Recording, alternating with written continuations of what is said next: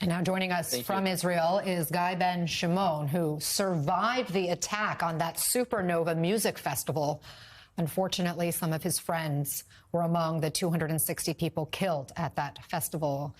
Guy, I'm so sorry, so deeply sorry for your loss and for the trauma that you have been experiencing. Can you talk to us about what you witnessed and experienced at the festival on Saturday? Yes, hello. I want to start, first of all, that all of us wanted to come and just celebrating life over there. I'm so sorry for the loss, for my friends and everyone that lost his life and all the ones who kidnapped over there. 5 minutes before it even started, it started from rockets. 5 minutes before it even started, I talked with my friends and I tell her something that I'm going through, and she told me, just breathe, everything is okay. Everything is going to be okay. And 1 hour after, they took her on a motorcycle with weapons to Gaza.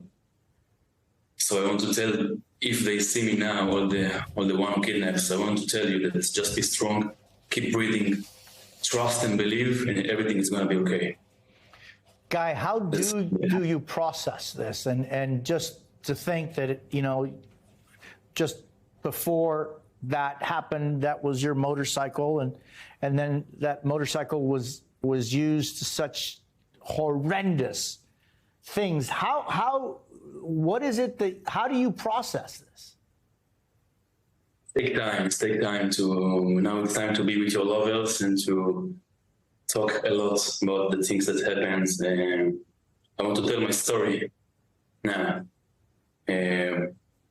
So there was a rockets, and then all of us ran to our cars and start to drive to the main road. So we drive all of us to the main road here, and the main road, it became a big traffic because all of us was there. And then the terrorists put a van over here and a van over here. So it started to close us. My friend ran so fast east, like the opposite from Gaza, but then I was a bit curious to just understand what's really going on over there, so I stayed a bit.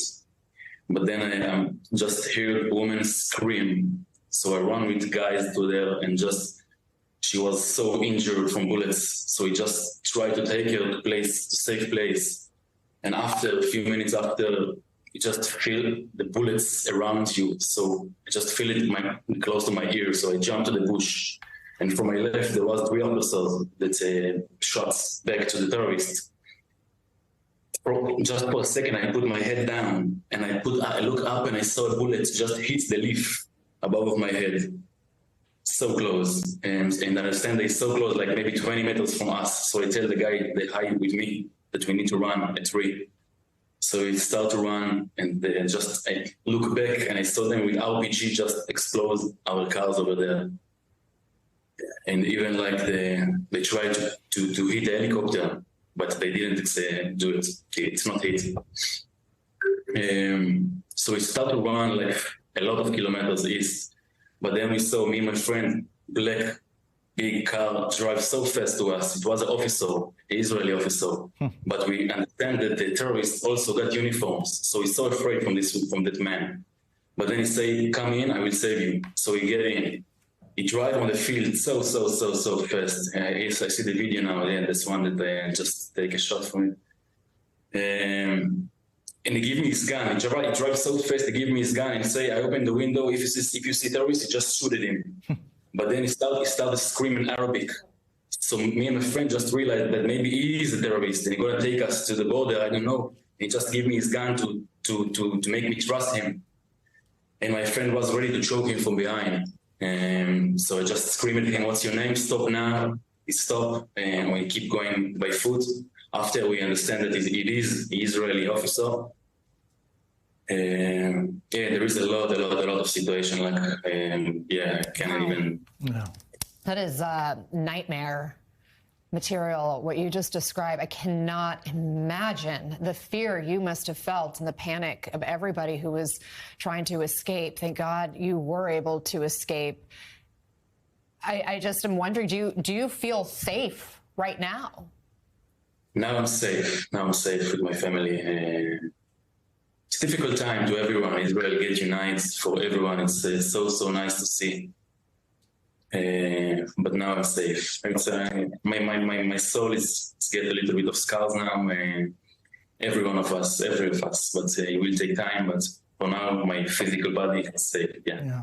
Guy, I just couldn't stop to be, horrified by what you were describing and what you saw. And I just keep thinking about, there are 260 plus people just like you that were doing what you were doing, that were having those conversations that you had with your friend about problems and breathe, keep going. And they didn't survive. How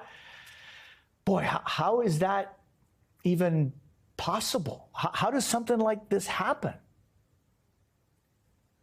I think a lot of people get freeze when they saw the guns and the terrorists. And when I stayed there, I saw a group of girls in the car, just so afraid to get out. And I realized that if they're gonna stay there, they're gonna get killed. So just take them and scream at them, just run so fast east, because I understand that if the people that get freeze, they're gonna die.